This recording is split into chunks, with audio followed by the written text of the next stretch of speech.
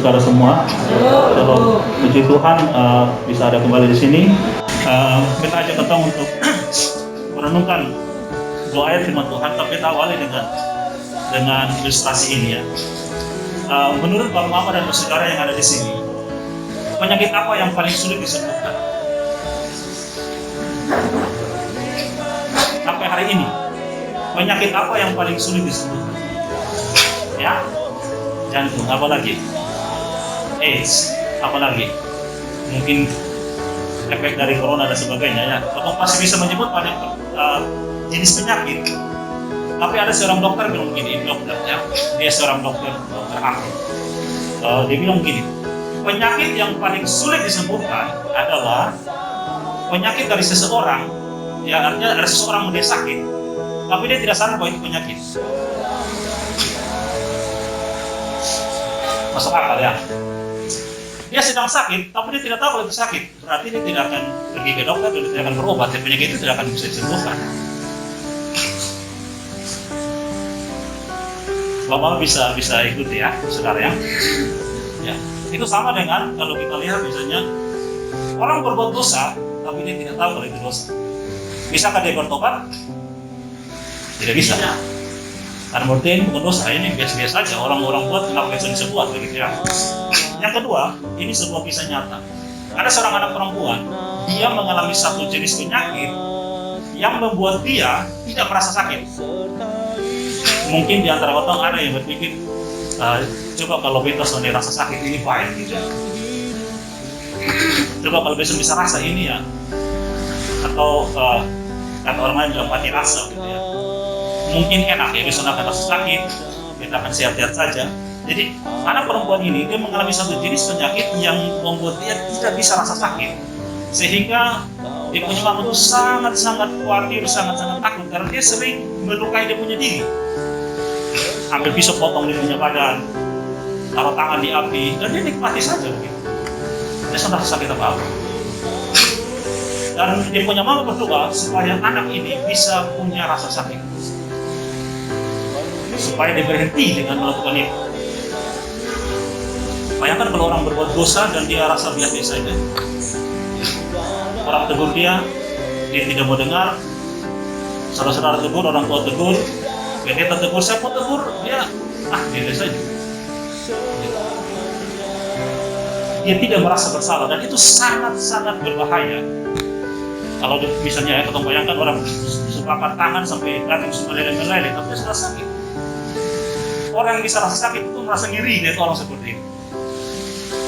Orang yang hidup dalam kebenaran melihat orang-orang yang hidup dalam dosa itu kasihan gitu. Dan orang yang hidup dalam dosa biasa-biasa aja. Nah,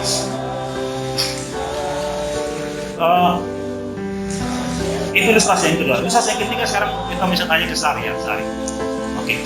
Kalau misalnya Sari ada sebentar malam misalnya, ada Sari dapat informasi dari misalnya gubernur gitu ya. Aku bilang Sari besok kita akan jemput Sari. Gitu. Saya tanya kemana? Nanti kita jemput baru kita kasih tahu. Malam ini sampai besok Sari akan buat apa? Sudah tenang pasti ya. Karena bingung ini aku ajak kemana? Terus apa lagi? Di sono. Nah, terus apa lagi? Sudah tenang, tidak sono-sono, apapun juga yang Sari akan pikirkan dan lakukan, itu adalah bagian dari Sari menyiapkan diri untuk bertemu gubernur. Betul ya? Nah, mari kita membaca dua ayat yang akan membicarakan kira-kira tentang hal ini. Ya. Yohanes 14 ayat 2 dan 3. Yohanes 14 ayat 2 dan 3. Kita ajak teman membaca sama-sama. Nanti bapak-bapak akan membaca ayat 2 dan mama-mama baca ayat 3 ya. Kaum laki-laki baca ayat yang kedua, kaum perempuan baca ayat yang ketiga dari Yohanes 14. Oke, sudah dapat? Yang ketiga mulai dari kaum laki-laki, bapak-bapak ya. 1, 2, 3. Di rumah bapakku banyak tempat tinggal. Jika tidak demikian, tentu aku mengatakannya kepadamu. Sebab aku pergi ke situ untuk menyediakan tempat bagimu. Dan apabila aku dapat pergi ke situ yang dapat menyediakan tempat bagimu, aku akan datang kembali dan membawa kamu kepadaku. di mana aku berada, kamu pun berada. Amin. Ya, demikian firman Tuhan. Nah, Yesus berkata, aku akan jemput kamu. Apakah ayat ini membuat kamu tidak tenang dalam hidup? Tadi kita cerita Sari bilang tidak tenang, tidur sono pikir. Atau mau pikir besok pakai pakaian apa, kita.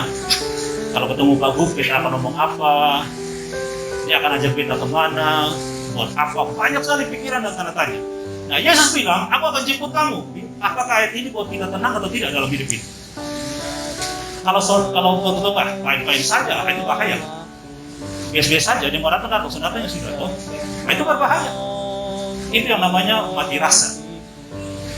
Nah, orang yang mati rasa itu susah. Tegur dari cara pun dia sentuh.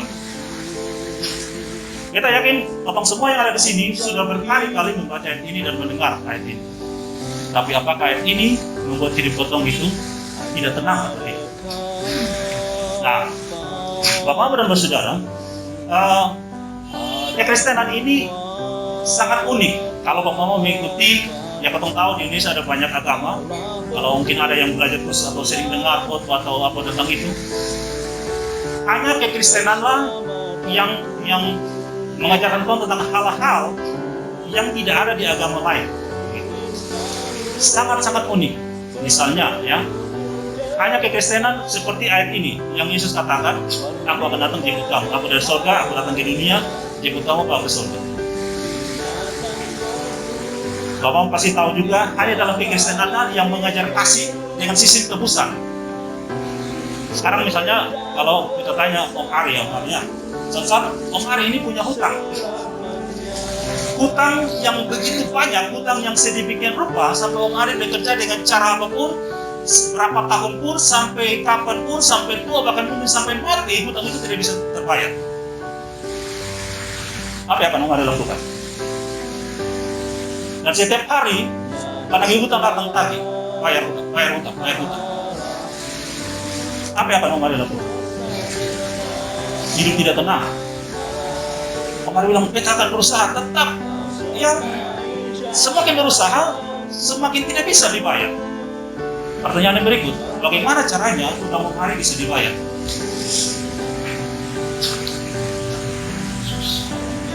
Ya, ayo datang kepada Yesus. Nah, Alkitab mengajarkan cara ini yang tidak diajarkan oleh agama yang lain. Yang pertama, kalau Om Ari punya hutang, hanya ada dua kemungkinan. Hutang dengan model itu hanya ada dua kemungkinan hutang itu dibayar. Hanya ada dua kemungkinan. Tapi tambah satu untuk menegaskan, kalau hutang seperti tadi, Om Ari tidak mungkin bisa bayar. Tidak mungkin bisa. Karena kondisi tadi, jumlahnya begitu banyak, sampai berapa tahun pun, kerja sampai tua, sampai mati pun, hutang ini tidak bisa dibayar. Kenapa? Karena terlalu banyak. Ada dua kemungkinan bisa dibayar. Satu, Om Ari membutuhkan yang namanya penebus. Apa itu penebus? Orang yang datang bayarkan. Betul ya? Yang kedua, penagih hutang atau orang yang punya piutang atau orang yang kepadanya Om Ari ini berhutang datang bilang gini, lu hutang kita hapus. Kamu bisa ikut sampai di sini? Itulah yang Alkitab ajarkan. Kita di dalam Alkitab, Bapak Saudara, dosa itu dikenal dengan hutang. Dosa itu adalah hutang. Kita berdosa kepada Allah, artinya kita berhutang kepada Allah. Pada dalam doa Bapa kami, Bapak Saudara, ini sedikit membantu menjelaskan. Dalam doa Bapa kami, kalau dalam bahasa Indonesia dibilang begini, ampunilah kami akan kesalahan kami, seperti kami mengampuni orang yang bersalah pada kami. Dalam teks asli, ya, dalam terjemahan Inggris dia lebih dekat ke teks aslinya, dia bilang begini, and forgive us our debts. Debts itu hutang, atau bisa kenal dengan apa? Debt collector, penagih hutang. And forgive us our debts as we have forgiven our debtors. Ampunilah hutang kami seperti kami telah mengampuni orang yang berhutang kepada kami. Nah, makanya dalam Alkitab itu dari Perjanjian Lama itu memperkenalkan istilah penebus. Jadi dalam contoh, kalau mau tahu kisah Naomi, ketika Naomi keluar dari Bethlehem, semua hartanya dia jual. Dia kembali ke Bethlehem, dia sudah punya tanah lagi. Jadi dia membutuhkan orang untuk menebus dia punya tanah. Dicari-cari, ketemulah Boaz. Nah, dari sini kita bisa tahu bagaimana Allah berperan sampai Boaz kemudian menikah dengan Ruth, melahirkan Isai melahirkan Daud, dan Yesus adalah keturunan dari sistem tebusan itu, dari Daud. Jadi di dalam Alkitab, di sini potong belajar, potong punya dosa. Disinilah kenapa Alkitab menegaskan dalam Filipi 2 ayat 8, sebab oleh karena kasih karunia kamu diselamatkan. Kita diselamatkan hanya karena kasih karunia. Kita tidak bisa bayar utang dosa kita. Dengan berbuat baik seperti apapun, kita tidak akan mungkin bisa membayar dosa kita. Dan yang berikut, Tuhan Allah katakan begini, setelah Yesus menggantikan kita, mati ganti kita, darahnya tertumpah, Allah membenarkan kita. Allah katakan dosamu sudah diampuni. Kamu selamat karena Yesus sudah mati bagimu. Jadi ini tidak bisa buat kita menjadi sombong, walaupun kita orang yang paling setia di dalam Tuhan. Karena kita diselamatkan hanya karena kasih karunia. Dan masih banyak lagi keunikan-keunikan kekristenan yang tidak dimiliki oleh ajaran yang lain. Nah, yang berikut Bapak Ibu Saudara, kita kembali kepada ayat tadi. Yohanes 11 ayat 2 dan 3, dalam ayat 2 maupun ayat 3, Bapak menemukan kata ke situ. Betul ya? Di bagian akhir dari ayat 2 dia berkata begini, sebab aku pergi ke situ. Betul? Dan dalam ayat yang ketiga juga dikatakan, awal dari ayat 3, dan apabila aku telah pergi ke situ. Di dalam teks Ibrani, teks asli ya, dalam bahasa Yunani, dalam Alkitab Perjanjian Baru, kata ke situ itu tidak ada. Kalau misalnya dia bilang ke situ, berarti kita bisa menafsirkan bahwa Yesus ke surga. Jelas-jelas ke surga. Aku pergi ke situ, aku pergi ke surga. Kemudian aku akan kembali kepada kamu dan membawa kamu ke surga. Itu jelas. Tapi karena dalam teks aslinya itu tidak ada kata ke situ. Lalu apa artinya? Jadi kira-kira dia punya dalam teks asli cuma bilang begini, sebab aku pergi untuk menyediakan tempat bagimu. Kemudian dalam ayat 3 dikatakan, dan apabila aku telah pergi dan telah menyediakan tempat bagimu. Kalau demikian, apa arti pergi? Yesus mengatakan, pergi itu berarti apa? Karena setelah itu Yesus akan apa? Akan menempuh jalan salib. Dia akan menderita, dia akan disiksa, dia akan disalibkan, dia akan mati, dikuburkan, bangkit, kemudian naik ke surga. Semua rangkaian itu adalah makna dari aku pergi. Aku pergi untuk mati bagi kamu. Aku pergi untuk menderita bagi kamu. Aku pergi untuk disalibkan bagi kamu. Aku pergi naik ke surga untuk kamu. Nanti aku akan datang kembali menjemput kamu. Ini kabar baik bagi kita semua dan menegaskan bahwa hanya karena anugerah Allah kita semua diselamatkan. Yesus pergi untuk menjadikan tempat bagi kita. Bapak-Bapak Saudara, minggu yang kemarin kita merayakan hari Pentakosta. Di dalam tradisi orang Yahudi, Pentakosta mula-mula itu ketika dong merayakan panen. Tapi kemudian ketong dalam Perjanjian Baru, yang kalau sekarang ditanya apa arti Pentakosta, kita akan menyebut dengan pencurahan Roh Kudus, keturunan Roh Kudus. Ya. Ini kita bisa artikan Roh Kudus memanen jiwa-jiwa bagi Tuhan. Mungkin lebih konkret kita bisa lihat ketika di hari Pentakosta yang pertama, setelah murid-murid dikata oleh orang mabuk oleh anggur, lalu Petrus berdiri dan berkhotbah, lalu dia menuai 3.000 jiwa. Tuayan, masa penuaian bagi Allah. Kemudian setelah itu mulai bangkit gereja Tuhan, gereja mula-mula, masa tuayan jiwa-jiwa bagi Tuhan. Nah, dan kalau kita kaitkan dengan pencurahan Roh Kudus, orang lebih sering menghubungkan peristiwa pencurahan Roh Kudus dengan tadi pertobatan 3.000 jiwa, itu baru laki-laki, belum terhitung anak-anak. Kemudian orang akan menyebut manifestasi tanda-tanda dari pencurahan Roh Kudus adalah berbahasa roh, tanda mujizat, kemudian tiupan angin keras, lidah-lidah api sebagai manifestasi dari Roh Kudus. Dan pertanyaannya, apakah hanya sampai di situ? Kalau sampai di situ, berarti kita katakan bahwa kalau orang dikatakan dia telah mengalami pencurahan Roh Kudus, telah dipenuhi Roh Kudus, dia harus berbahasa roh, dia harus membuat mujizat. Tapi kalau kita melihat, ya, lihat dalam Perjanjian Lama, banyak tokoh-tokoh Alkitab yang tidak membuat mujizat. Bahkan Yohanes Pembaptis pun tidak membuat satu mujizat. Yesus berkata, Yohanes Pembaptis itu tidak buat mujizat. Nah,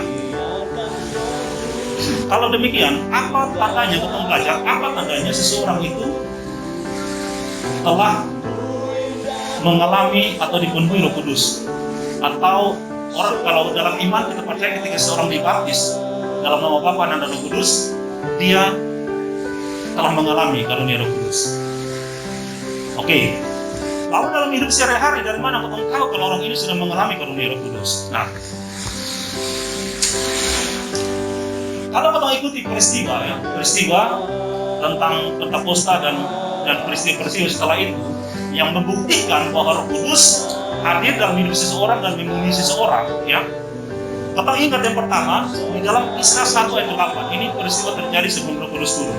Ya, dalam pembicaraan Yesus dengan murid-muridnya beberapa detik atau sekian waktu sebelum dia naik ke surga, Yesus berkata dalam Kisah 1 ayat 8, dan kamu akan menjadi saksiku di Yerusalem, Yudea, Samaria, dan sampai ke ujung bumi. Kalau Roh Kudus itu telah turun di atas kamu. Kalau Roh Kudus telah memenuhi kamu akan menjadi saksiku. Jadi itu seperti tadi Om Aris sempat singgung, tapi tidak ada yang bersaksi di sini. Kalau kita bersaksi, berarti kita bersaksi tentang Yesus, bukan cerita keberhasilan kita, penderitaan kita, atau curhat di sini. Di depan mimbar, di depan saudara-saudara seiman, kita bersaksi, artinya Yesus katakan kamu adalah saksiku. Berarti bersaksi tentang Yesus Kristus. Artinya Yesus Kristus yang dikemukakan, Yesus Kristus yang terdepan, kita berarti. Nah, itu Kisah 1 ayat 8. Sudah. Sekarang coba kita Bapak melihat Kisah 8 ayat 1. Coba Sari tolong baca Kisah 8 ayat 1, ya. Kisah 8 ayat 1. Saulus juga setuju bahwa Stefanus mati dibunuh. Pada waktu itu mulailah penganiayaan yang hebat terhadap jemaat di Yerusalem. Mereka semua kecuali rasul-rasul tersebar di seluruh daerah Yudea dan Samaria. Amin. Demikian firman Tuhan. Bapak-bapak saudara, ini seperti unik ya. Kisah 1 ayat 8 dan Kisah 8 ayat 1 itu bertentangan, kontras sekali. Kisah 1 ayat 8 Yesus katakan kamu akan menjadi saksiku mulai dari Yerusalem, Yudea, Samaria sampai ke ujung bumi. Nah, sedangkan Kisah 8 ayat 1 itu berbicara tentang penganiayaan. Ini hal yang unik begitu ya. Sangat unik. Nah, jadi kalau dikaitkan yang tadi kita bilang kepada Mama saudara, dari mana atau selain yang tadi dibilang tanda-tanda pencurahan Roh Kudus adalah pertobatan, bahasa roh, mujizat dan sebagainya, sebenarnya yang paling penting dari Roh Kudus itu dicurahkan adalah satu, mereka yang menerima karunia Roh Kudus itu akan menjadi saksi Kristus, dan di dalam hal menjadi saksi Kristus mereka akan menderita. Jadi kalau Roh Kudus memenuhi Bapak saudara, kalau Bapak saudara katakan dalam saya ada Roh Kudus, berarti Bapak saudara akan tekun di dalam Tuhan meskipun dalam penderitaan. Di tengah-tengah penderitaan kita tetap setia bertekun di dalam Tuhan. Nah, pertanyaannya, mengapa penderitaan? Mengapa Kisah 1 ayat 8 Yesus katakan kamu akan menjadi saksiku, tapi dalam Kisah 8 ayat 1 dimulailah penganiayaan bagi pengikut Kristus. Dari sini kita mengerti, melalui penganiayaan, melalui penderitaan, Injil akan tersebar. Bapak saudara, bagaimana cara menghancurkan orang Kristen? Bagaimana cara membuat orang Kristen itu berdosa? Jangan ganggu dia, biarkan dia nyaman. Dia akan jatuh dalam dosa. Ada buku yang sangat terkenal bercerita tentang orang Kristen, itu judulnya Semakin Dihambat Semakin Merambat. Semakin dipapat, dia akan semakin merambat. Kekristenan semakin ditentang, semakin dihajar, semakin diberikan penderitaan, dia akan semakin merambat. Amin. Itu dibuktikan dari sini. Yesus katakan kamu akan menjadi saksiku mulai dari Yerusalem, Yudea, Samaria sampai ujung bumi. Jalannya adalah penderitaan. Dengan ya. Ketika para rasul mulai misalnya secara manusia mereka mulai nyaman dengan ribuan orang, 3.000 orang satu kali bertobat, 3.000 orang bertobat. Ahli Taurat, pemimpin orang Yahudi mulai bertobat, mulai merasa nyaman. Bayangkan sekarang ini Perision hanya sekian orang, tiba-tiba ada suatu KKR di sini, satu kampung ini menjadi bertobat. Misalnya secara manusia ketemu sombong dan bangga, ketemu nyaman, Injil tidak akan keluar dari Niniwa ini. Bagaimana cara Injil keluar dari Niniwa? Serang Niniwa. Apa semua orang akan lari kemana-mana, dengan mereka lari kemana-mana, Injil diberitakan di segala tempat. Amin. Amin. Itu cara berpikir Tuhan Allah. Lalu Tuhan bertanya, Tuhan, kenapa saudara cara lain? Kenapa harus menderita? Karena biasanya penderitaan itu akan memaksa orang bertindak. Apalagi kalau pernah dengar, kenapa lu mencuri? Apa? Karena kebutuhan. Kebutuhan itu buat orang. Di tengah kebutuhan dia menderita, dia akan dipaksa itu naluri manusia, karena manusia diciptakan oleh Tuhan dengan kemampuan untuk mempertahankan diri. Kalau melihat kita punya seluruh tubuh ini dipenuhi dengan kemampuan untuk bertahan diri. Misalnya mata, kenapa kalau mata ini dalam hitungan detik dia akan buka tutup menjaga kesehatan mata ini. Kalau tiba-tiba mama mau jatuh, tangannya akan segera bergerak. Refleks untuk apa? Jaga diri.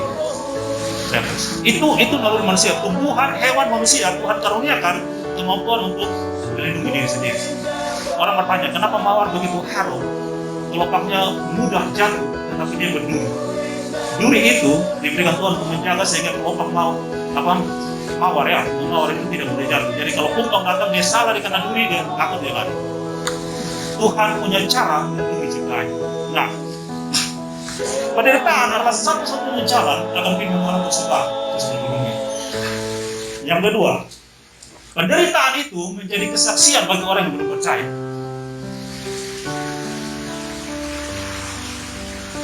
Satu kali dalam satu persekutuan, setelah beta berkhotbah, ada satu anak muda, dia datang, dia bilang begini, kakak tolong berdoa kasih beta karena beta sakit.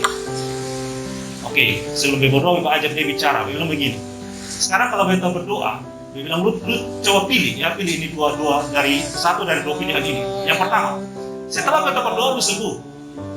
Yang kedua, setelah beta berdoa lu sudah sembuh, tapi lu bertekun datang di persekutuan, lalu ada orang yang lihat, anak sakit tapi dia terus bertekun dalam persekutuan.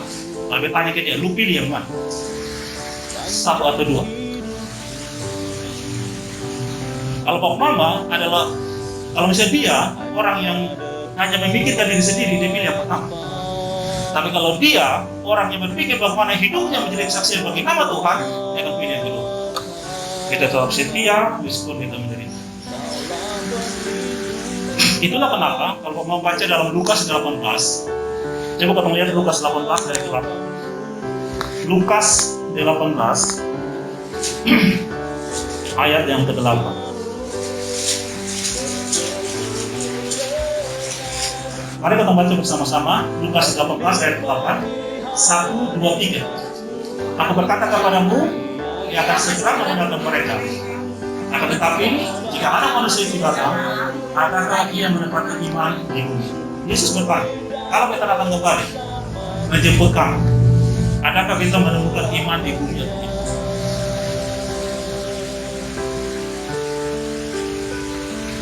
Kamu pasti ingat cerita ketika Yesus menyembuhkan 10 orang kusta. Lalu Yesus katakan, pergi, tunjukkan dirimu kepada para imam. 10 orang berbalik di tengah jalan, 10-10-nya sembuh, betul? Hanya satu yang datang kembali berterima kasih pada Yesus. 9 itu pergi dan disorekoi dengan Yesus. Adakah Yesus menemukan iman di bumi ketika dia kembali? Atau dia hanya temukan permintaan tanpa henti? Tidak ada ucapan syukur di tengah penderitaan. Tapi kita yakin Tuhan Yesus menemukan banyak doa ketika seruja terjadi. Setiap rumah penuh dengan doa. Setelah pada seruja berlalu, doa pun berlalu. Lenyap bersama pada. Karena itu Bapak ini membuktikan kenapa Allah memilih penderitaan. Karena di tengah penderitaan orang akan memanggil namanya. Tapi di tengah kenyamanan orang sudah tahu dengan Yesus. Nah, kita lihat penjahat yang di sebelah kanan Yesus. Ceritanya di sebelah kanan ya, walaupun semua Alkitab bilang penjahat di sebelah ya, di sebelah Yesus. Kenapa dia berkata kepada Yesus, Yesus ingat aku ketika engkau datang sebagai raja. Dari mana dia tahu Yesus itu raja? Mungkin dia tahu dari teriakan-teriakan orang atau palang yang tertulis di kepala Yesus. Yesus orang Nazaret, raja orang Yahudi. Tapi dari mana dia percaya bahwa benar orang-orang ini adalah raja? Karena biasanya tulisan itu ditulis untuk tentang fakta-fakta yang membuat orang ini disalibkan. kesalahan-kesalahan dia, kejahatan-kejahatan dia itu yang ada tertulis di situ. Dari mana dia tahu Yesus itu raja? Kemudian, Pak Mama pasti tahu cerita itu. Kepala pasukan, ketika dia melihat cara Yesus mati, nah kita menuliskan, dia mengakui, sungguh orang ini orang benar. Dari mana dia tahu? Kepala pasukan itu mungkin dia sudah salibkan ribuan orang. Tetapi yang membuat, kita percaya yang membuat itu mengakui Yesus adalah dari cara dia menempuh penderitaan dan cara dia mati. Tradisi orang kalau disalibkan karena begitu sakitnya penderitaan yang dia alami, maka sepanjang jalan kalau dia pikul salib, dia akan mengutuk dia punya diri. Dia akan omong semua sumpah serapah, marah orang-orang yang siksa dia, tetapi Yesus tidak ada satu kata pun yang keluar. Bahkan kalau kita ikuti 7 perkataan itu, tidak ada satupun kata makian, tidak ada satupun kata menyalahkan orang. Justru dia bilang, Bapa, ampunilah mereka, karena mereka tidak tahu apa yang mereka berbuat. Cara Yesus menempuh penderitaan itu menjadi kesaksian, sehingga penjahat yang salah satu penjahat yang diselipkan bersama yang dia mengakui, kalau engkau datang sebagai raja, ingat aku. Lalu Yesus katakan, hari ini juga engkau bersama-sama dengan aku di penjara. Pertanyaan bagi kita semua, seperti Yesus bertanya, kalau aku kembali, adakah aku temukan iman di bumi? Kalau aku terus katakan kepada Bapak Saudara dan kepada kita, kalau kita datang menjemput lu, apakah lu sedang beriman kepada kita atau tidak? Nah, biarlah ini membuat kita resah dan gelisah, jadi bukan saja Obi Mesak, resah dan gelisah menunggu ya, di sudut sekolah, tapi kita juga resah dan gelisah menunggu Yesus datang kembali. Seperti tadi Sari bilang, besok kalau Pak datang, beta ini mana beta kalau kita mau bikin apa? Tidur sonu-sonu, mesti siapkan semua yang diperlukan. Atau kalau mama, bapak mama yang sudah menikah, kalau besok mau hari pemberkatan ini malam betul sudah sonu pada pikir banyak hal, mesti siapkan diri, berdandan diri. Makanya ada satu lagu di Kidung Jemaat, judulnya Berdandanlah Hai Jiwaku. Siap menanti kedatangan Tuhan. Yesus pernah ingatkan, sebelum itu. Yang ketiga, alasan kenapa penderitaan, karena Allah sanggup memelihara dan menjaga miliknya di dalam penderitaan. Kalau seorang papa, dia saat latih ibu anak, misalnya untuk berjalan, untuk berlari, ini anak takut, dia bilang, Arisa, papa jaga. Karena papa akan jaga kamu. Ini anak baru belajar berjalan, satu langkah mau jatuh, di papa sudah siap untuk 2 langkah, cepat tangkap kalau dia jatuh. Allah kita, Bapa kita sanggup pelihara kita di tengah penderitaan. Yesus pernah ingatkan bahwa kesengsaraan yang akan dialami oleh anak-anaknya itu begitu hebatnya, begitu dasarnya, sehingga dia ingatkan pada masa itu akan banyak orang yang murtad dan kasih kebanyakan orang akan luntur. Bapak akan dingin, Bapak akan serahkan di anak akan serahkan di Bapak, saudara-saudara semuanya, karena penderitaan itu begitu hebat. Sehingga tadi Yesus bertanya, kalau aku kembali, adakah iman di bumi yang penuh? Nah, jadi Bapak Saudara, tetapi ya kita bersyukurnya begini. Nah, Bapak mau ingat ketika Allah menciptakan Adam, ya, manusia pertama sebelum ada Hawa, waktu Allah menciptakan Adam, Tuhan Allah memberikan Adam tugas. Kejadian 2:15 berkata, Allah mengambil Adam, lalu menaruh di Taman Eden, lalu Allah perintahkan begini, rawatlah, peliharalah, usahakanlah taman ini. Nah, di dalam Adam punya tugas untuk merawat taman itu, Tuhan Allah melihat bahwa tidak baik kalau Adam seorang diri. Lalu Tuhan Allah menjadikan, awalnya dia jadikan binatang, bawa ke Adam untuk Adam beri nama. Lalu Adam memberi nama binatang-binatang ini, ya. Mungkin bisa saja Adam menemukan ada yang sepadan dengan dia, tapi Alkitab berkata dia tidak temukan dari binatang itu ada yang sepadan dengan dia. Lalu Allah membuat Adam tidur dan dia ambil tulang dari Adam dan dia jadikan manusia Hawa. Dan Tuhan berkata, Hawa, perempuan ini menjadi penolong yang sepadan dengan Adam. Apa tujuan perempuan ini menjadi penolong yang sepadan? Supaya Adam bisa mengerjakan apa yang Tuhan perintahkan kepada dia untuk dikerjakan. Karena di dalam mengerjakan apa yang Tuhan perintahkan, Adam membutuhkan seorang penolong. Nah, itu pertama. Yang kedua, seperti tadi kita kali ilustrasi dengan Om Ari punya hutang. Nah, potong semua ini berdosa kepada Tuhan. Potong semua ditugaskan Tuhan mengerjakan apa yang Tuhan percayakan untuk kita kerjakan. tapi kita tidak mampu mengerjakan. Kenapa? Karena kita berdosa. Orang berdosa tidak bisa mengerjakan apa yang Tuhan, karena pekerjaan Tuhan itu kudus, apa yang Tuhan kerjakan. Jadi dalam ayat firman di Perjanjian Lama pun yang diulangi di 1 Petrus dikatakan, kuduslah kamu sebab aku kudus. Kita harus hidup kudus, benar di hadapan Allah untuk mengerjakan apa yang Tuhan kerjakan. Nah, pertanyaannya, kalau begitu bagaimana supaya manusia bisa mengerjakan itu? Berarti manusia membutuhkan juru selamat atau Mesias. Makanya di dalam pemberitaan kelahiran Yesus dalam Lukas pasal 2, malaikat-malaikat katakan kepada para gembala bahwa hari ini telah lahir bagimu Kristus Tuhan di kota Daud, seorang juru selamat bagimu. Ya, kita membutuhkan juru selamat supaya kita ditolong, diselamatkan agar kita bisa mengerjakan apa yang Tuhan percayakan. Nah, sekarang juru selamat itu sudah naik ke surga dengan janji dia akan kembali. Tapi Yesus sebelum dia naik ke surga dia katakan, aku tidak akan membiarkan kamu yatim piatu. Aku akan minta kepada Bapa untuk dia berikan kepadamu penolong yang lain, Roh Kudus, dikaruniakan bagi kita. Supaya apa? Kita tidak yatim piatu. Supaya apa? Kita bisa mengerjakan apa yang Tuhan percayakan untuk kita kerjakan. Karena kita tidak bisa mengerjakannya seorang diri. Di dalam Perjanjian Lama, Bapak-Ibu Saudara, Roh Kudus itu hanya diberikan kepada orang-orang tertentu. Hanya kepada raja saja, atau nabi saja, atau hakim-hakim. Ya, tidak semua orang menerima Roh Kudus. Dan Roh Kudus itu cara kerjanya, dia hanya hinggap. Kalau dia membuat sesuatu, dia hinggap di seseorang, orang itu melakukan sesuatu.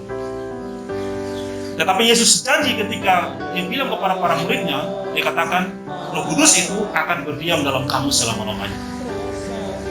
Dan kalau tidak salah, mungkin yang gereja kemarin hari Minggu dalam cerita Pentakosta, bacaan dari Yoel, kalau tidak salah, Yoel 2 ayat 28 kalau tidak salah. Situ dikatakan bahwa di hari terakhir semua orang, jadi tidak ada yang dipilih-pilih, semua akan menerima karunia Roh Kudus.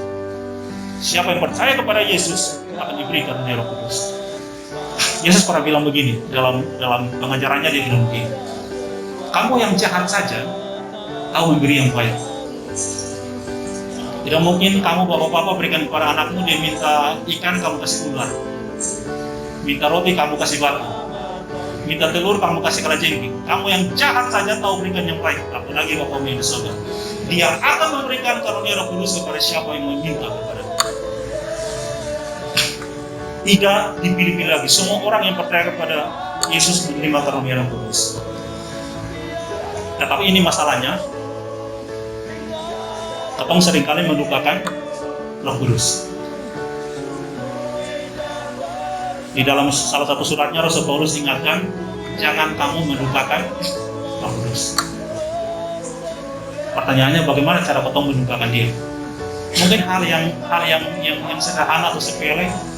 Ketika ketong membuat sesuatu hanya untuk diri sendiri, Roh Kudus bicara melalui suara hati untuk jangan lakukan, dan ketong kemudian melakukannya.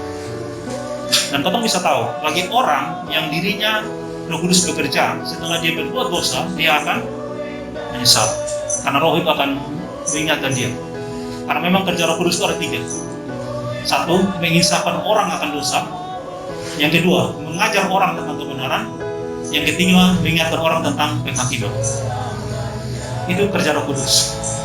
Jadi kalau seseorang itu diingatkan bahwa kamu berdosa, bertobat, ingatlah kebenaran, ingatlah Yesus Kristus, ingat firman Allah, belajar firman Allah, ingat akan ada hari penghakiman, ingat Yesus akan datang kembali jemput kamu. Berarti orang itu di dalam dirinya ada Roh Kudus, dan Roh Kudus memenuhi dia. Jadi tanda seorang dipenuhi Roh Kudus bukan semata-mata dia bisa membuat mujizat atau berkuasa roh, tapi yang paling penting adalah Roh Kudus dalam diri seseorang itu membuat orang itu tetap setia kepada Kristus apapun yang dia alami. Dan dia diingatkan ketika dia berdosa, dia bertobat. Tapi orang yang dalam dirinya tidak ada karunia Roh Kudus, dia dalam dirinya Roh Kudus tidak bekerja, itu seperti tadi. Dia tidak tahu kalau dia sedang sakit. Dia menyiksa dirinya, tapi dia tidak rasa apa. Ditegur, dia sudah tahu. Itu hati-hati. Nah, ini adalah karya Roh Kudus yang Tuhan Yesus sudah ingatkan bagi kita, diajarkan bagi kita. Ingat bahwa saudara, kalau kita bisa bedakan begini, Kalau iblis itu kerjanya adalah mengingatkan kita tentang masa lalu, tentang dosa-dosa kita, dan dia akan menghakimi kita, dia akan mendakwa kita, dan dia akan bilang misalnya, lu berdosa, lu saudara hak yang lain. Lu percuma lu hidup. Nah, orang-orang yang seperti itu akan mengalami depresi terakhir bunuh diri. Tetapi Roh Kudus mengingatkan orang tentang dosanya dan membangkitkan dia kembali. Ada pengharapan di dalam Yesus Kristus. Bangkit kembali. Yesus sudah mati bagi kamu. Yesus akan datang menjemput kamu. Dia akan ingatkan kita tentang kebenaran, tentang firman Allah. Bagian yang terakhir, Bapak-Bapak, Saudara. Ini bagian refleksi bagi kita. Terus bagaimana dengan ketong semua pada masa ini, ya, pada sekarang ini dengan kehidupan ketong? Bagaimana dengan hati ketong semua? Kita sedikit cerita bahwa ya beta bersyukur puji Tuhan beta dilahirkan dari keluarga Kristen. Beta punya bapak seorang pendeta dan mama itu presbiter majelis gereja sampai tua. Beta karena rumah dekat gereja dari aktif di gereja itu sangat gereja beta rumah yang kedua. Kadang-kadang tidur bangun di gereja. Tetapi dalam bertahun-tahun pelayanan di beta itu beta sudah rasa apa-apa. Bahkan kadang-kadang dalam pelayanan itu masih berdosa, melayani tapi sedang berdosa, melayani tapi hanya untuk diri sendiri, dikenal, bahkan puji, orang tahu kita bisa. Tapi satu kali Tuhan izinkan kita sakit. Kita ingat, dulu kita kuliah S1 itu di Fakultas Pertanian. Kita kuliah di Fakultas Pertanian tujuannya bukan untuk belajar. Tapi karena kita suka bermain bola, di pertanian ada tim sepak bola, dan ada pertandingan Paperta Cup, jadi kita ingin menjadi pemain sepak bola. Kita berdoa sungguh-sungguh pada Tuhan supaya bisa lulus diterima di Paperta. Jadi Tuhan, puji Tuhan, Tuhan kabulkan berdoa dan kita lulus. Jadi kita sudah senang karena akan menjadi seorang pemain sepak bola. Dan orang akan kenal beta sebagai pemain sepak bola yang hebat. Jadi kita masuk kuliah bulan September, masuk ikut tes seleksi untuk masuk dalam tim sepak bola. Puji Tuhan lulus. September lulus, November beta sakit. Tuhan izinkan beta mengalami satu sakit yang membuat beta tidak bisa ikut bermain sepak bola. Tapi melalui sakit itu, beta kenal dengan ada teman di kampus dan dia mengajak beta untuk belajar firman Tuhan. Dan beta temukan satu ayat yang membuat beta benar-benar bertobat di hadapan Tuhan, dan sejak saat itu beta serahkan seluruh hidup beta kepada Tuhan. Itu sekitar tahun 2000. Kita ketemu ayat firman Tuhan di Roma 14 ayat 17. Itu satu pelajaran awal ketika kita mulai belajar firman Tuhan. Ayatnya bilang begini, sebab kerajaan sorga itu bukan soal makanan atau minuman, tetapi soal kebenaran, damai sejahtera, dan sukacita oleh Roh Kudus. Ketika kita ketemu ayat ini, kita menangis di hadapan Tuhan, dan kita mengaku Tuhan selama ini kita banyak tipu orang, dan selama ini dalam pelayanan kita melayani tapi kita berbuat dosa di hadapan Tuhan. Kita melayani tapi hati kita kosong. Kita ingin penuhi hati kita ini dengan hal-hal yang bersifat duniawi, hal bersifat material, hal bersifat materi. Kita pikir itu bisa buat kita senang dan bahagia, tapi tidak. Kenapa? Karena hati manusia diciptakan Allah hanya untuk Allah berdiam, hanya untuk Allah penuhi hati itu. Kalau potong isi hati itu dengan hal yang lain, potong tidak akan pernah dipuaskan. Hanya Yesus yang bisa memuaskan kita. Mari potong jujur di hadapan Tuhan. Bagaimana dengan hati kita? Potong boleh melayani, potong boleh melakukan ibadah di dalam doa pun, bahkan dalam belajar firman pun, itu kadang-kadang potong tidak jujur di hadapan Tuhan. Potong berdoa hanya untuk diri sendiri, berdoa supaya potong sendiri puas dan bahagia. Potong belajar firman Tuhan hanya supaya potong punya pengetahuan tentang firman Tuhan yang bertambah, tapi hati kita jauh dari Tuhan. Yesus pernah tegur Nikodemus. Satu kali dalam cerita dalam Yohanes 3, malam-malam Nikodemus datang kepada Tuhan Yesus. Yesus bilang kepada Nikodemus, kamu harus dilahirkan kembali. Kalau tidak, kamu tidak akan lihat kerajaan Allah. Nikodemus bertanya, bagaimana saya sudah tua masuk ke rahim ibu saya? Yesus kritik Nikodemus yang begini. Yang pertama, kamu ini melayani Tuhan, Allah Israel. Kamu melayani Elohim, kamu melayani Yehova, Yahweh, tapi kamu belum dilahirkan kembali. Pelayananmu tidak ada artinya. Yang kedua, kamu melayani, kamu mengajar orang lain, tapi kamu tidak mengerti perkara-perkara rohani. Lalu apa yang kamu ajarkan? Allah itu roh. Ketika dia mau berurusan dengan seseorang, dia akan berurusan dengan hati orang itu. Kita sekarang ini kalau mengajar anak-anak karena mengajar online, sebelum kita tutup kelas dia sering bilang begini, jaga diri baik-baik dan jaga hati baik-baik. Seringkali ketemu ingat orang jaga diri ya, tapi ketemu lupa pesan dia jaga hati baik-baik. Justru yang paling penting ingatkan dia jaga hati baik-baik. Kenapa? Amsal 4 ayat 3 Tuhan berkata, jagalah hatimu dengan segala kewaspadaan, sebab dari situlah terpancar kehidupan. Kalau ketemu jaga diri ini, tadi kita lihat di Instagram ada teman yang posting, dia bilang begini, ada satu perempuan meninggal di kos, kayaknya masih muda. Kenapa? Karena dia sibuk habiskan uang beli skincare, tapi tidak beli makanan. Jadi temukan dia mati dengan glowing, dengan wajah bercahaya, tapi kelaparan. Banyak orang jaga diri, tapi tidak jaga hati. Atau seringkali di depan orang, kita tampil dengan wah-wah, tapi Tuhan bilang, ini perkataan Yesus kepada ahli Taurat orang Farisi, kamu seperti kuburan.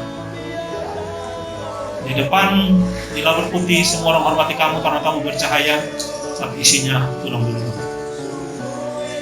Makanya Yeremia berdoa hadapan Tuhan, betapa liciknya hati. Tidak ada orang yang tahu. Yesus katakan, aku akan datang menjemput kamu. Bagaimana dengan hati? Adakah aku menemukan iman di bumi ketika aku kembali? Waktu Yesus ketemu dengan Saulus yang kemudian berubah jadi Paulus, Yesus ingatkan pada Paulus begini, mengapa engkau menganiaya aku? Lalu Yesus katakan, sulit bagimu menendang kegalah rangsang. Apa itu menendang kegalah rangsang? Orang Yahudi pada masa itu, kalau dong mau pakai lembu untuk bajak sawah begitu, di belakangnya itu akan ditaruh seperti tongkat yang tajam. Jadi kalau lembu ini dia melawan, dia tendang ke belakang, maka dia akan kena itu duri. Itu yang namanya menendang kegalah rangsang. Apa maksudnya? Yesus katakan, sulit bagimu melawan kebenaran. Kamu tidak bisa melawan kebenaran.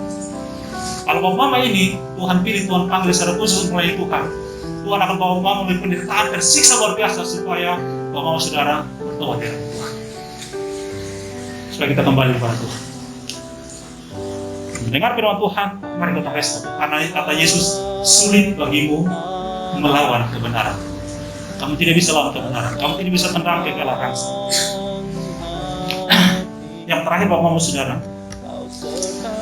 baru-baru ada teman pelayanan, tentu dia sudah melayani ya belasan tahun sebelum kita lahir dia sudah melayani Tuhan.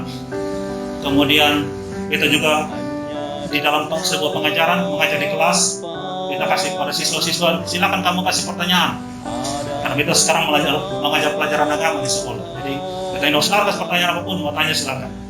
Nah, kita ketemu pertanyaan yang unik dari teman sepelayanan ini dengan siswa ini, pertanyaan dengan konteks yang sama. Teman sepelayanan beta ini, dia sedang sakit. Dan waktu dia sakit, dia mengalami ketakutan dengan kematian. Demikian juga bagi siswa, dia bertanya yang sama. Bagaimana dengan ketakutan menghadapi kematian? Di bawah saudara, ini sekali lagi yang membuat kekristenan itu unik dengan agama yang lain. Baru-baru kita dengar ada satu cerita, ada khotbah dari agama seberang, seorang pengajar agama seberang, seorang sepupu, dia berkhotbah, lalu dia ngomong pengajaran-pengajaran yang sangat luar biasa kepada orang-orang yang dengar dia. Tapi dia tutup dengan satu pertanyaan yang sangat penting. Dia bilang begini, beta sendiri sudah tahu kalau beta selamat. Ini hal yang sama di dalam cerita yang berbeda. Yesus katakan kepada Nikodemus, kamu setia melayani, tapi kamu tidak yakin kalau kamu selamat. Kenapa? Karena kamu belum melihat Tuhan. Kamu tidak akan lihat kerajaan. Keunikan kekristenan adalah Allah kita datang dalam diri Yesus Kristus dalam rupa manusia. Dia janji dia dari surga, dia datang dan dia bawa kita kembali ke surga. Kita kalau kasih contoh, misalnya kita habis persekutuan, lalu ada satu orang datang dari pedalaman timur, pungguk, datang lalu ajak salah satu dari ketemu di sini bilang, mari ketemu ke Amerika Serikat. Mungkin kau akan ketawa marah dia dan kau akan mati dia. Kenapa? Lu tahu dari mana Amerika? Lu dari dalam timur puruk sana, datang masuk parkai di mama sini, ajak ke Amerika. Masih Inggris harus tahu. Banyak pemimpin agama yang seperti itu. Tapi kita bersyukur pada Allah kita dalam Yesus Kristus, dia dari surga. Dia datang, dia tahu jalan ke situ. Thomas tanya pada Yesus, bagaimana kami tahu jalan ke situ? Dalam percakapan di Yohanes 14, makanya muncul ayat 6. Yesus katakan, akulah jalan dan kebenaran dan hidup. Tidak ada seorang pun yang sampai kepada Bapa kalau tidak melalui aku. Kita bersyukur kita seperti itu. Dan musuh yang terakhir yang paling ditakuti oleh seluruh umat manusia adalah kematian. Dan Yesus kalahkan kematian ini. Dia kalahkan maut itu. Dan dalam surat Roma, Paulus menulis, dia menjadi sulung kebangkitan. Setiap orang yang percaya kepada dia akan dibangkitkan bersama dia. Banyak orang Kristen tahu ini, tetapi hatinya kurang percaya. Karena banyak orang Kristen bermasalah dengan hati, bukan bermasalah dengan pengetahuan hati. Nah, mari hari ini Bapak-Bapak, Saudara, sebelum kita menutup perenungan firman Tuhan ini, khotbah ini, mari kita benar-benar koreksi ketemuan hati di dalam Tuhan. Kalau bisa malam ini sebelum tidur, kita sungguh-sungguh bertanya pada Tuhan. Kita ingat cerita tentang Imam Eli, Bapak-Bapak, Saudara. Imam Eli dalam kisah dengan Samuel, sekian puluh tahun Allah tidak berbicara kepada Imam Eli. Jadi ketika Allah memanggil Samuel yang masih kecil datang kepada Imam Eli bertanya, apakah Bapak memanggil saya? Imam Eli bilang tidak, pergi tidur. Tiga kali Samuel datang kembali kepada Imam Eli, baru Imam Eli bilang, kalau dia tanya lagi, kalau dia bersuara lagi, bilang, berbicaralah Tuhan, hamba-Mu kita. Ini satu hal yang sangat unik. Kenapa unik? Eli itu imam. Harusnya Allah bicara kepada imam. Dan kenapa Allah bicara kepada Samuel yang masih kecil dan belum pernah mendengar firman Allah? Pada saat itu Alkitab bilang Samuel belum pernah dengar firman Tuhan. Firman Tuhan belum pernah diberitakan kepada dia. Tapi Allah bicara kepada dia. Allah itu Bapa kita dan kita yakin bahwa dia mau bicara kepada kita masing-masing. Dan kita sangat yakin dalam nama Yesus Tuhan Allah bicara kepada kita semua. Setidak-tidaknya ketika kita membaca firman Tuhan, Allah sedang bicara kepada kita. Dan kita bersyukur kita bisa baca. Yang kedua, Tuhan bisa bicara kepada kita dengan hati kita, dengan suara hati kita, dengan keadaan sekitar kita. Tuhan juga bisa bicara melalui orang-orang yang Tuhan pilih secara khusus menyampaikan kebenaran kepada kita. Mari malam hari ini kita koreksi hati. Yang pertama, apakah kita sedang sakit, apakah kita sedang kalau itu sakit. Yang kedua, apakah kita biasakan diri karena disentuh itu sakit, kita sering membahayakan diri kita. Dan yang ketiga, apakah kita sungguh-sungguh percaya kepada Kristus dan ketika dia jemput kita kapanpun kita akan bersama-sama dengan dia. Karena semua itu bukan kita yang berkarya, tapi Allah yang sudah berkarya bagi kita. Yesus bilang, aku pergi sediakan tempat bagi. Tempatmu sudah tersedia, aku datang menjemput. Kiranya Tuhan berkati kita semua.